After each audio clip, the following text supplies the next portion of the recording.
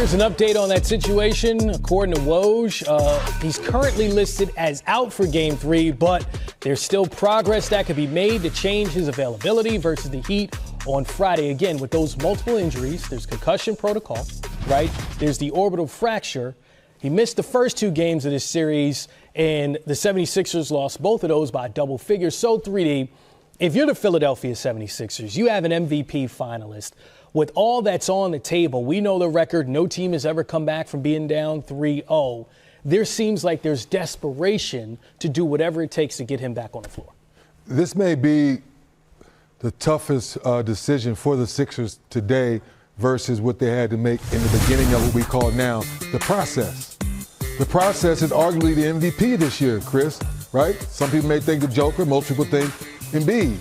But with those multiple injuries you're letting the fans at home learn about, the thumb, the concussion, now the eye, why would you take that chance? And now you're asking him to put a mask on? This is the NBA Finals. So the game is more physical, more intense, more elbows, more, bodies are flaring around. I don't know if I'm upstairs, I'm saying, wait a minute, we're not playing great basketball. James Harden's not James Harden. And for all you people keep asking, James Harden from Houston? Well, James Harden from Houston's still in Houston. This is the James Harden in Sixers. Stop asking for the James Harden in Brooklyn. That guy's gone. That was 4 or 5 years ago. So you got to live with the James Harden today. And that James Harden today is not the same. And now you're asking the MVP candidate who's banged up to play through all this.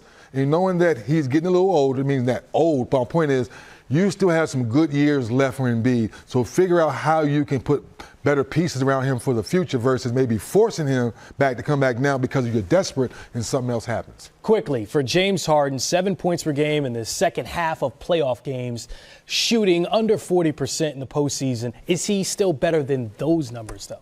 I think he is. James Harden, some way, somehow, have fun playing basketball again, get back to attack mode, get down here and figure out a way to get back to the free throw line.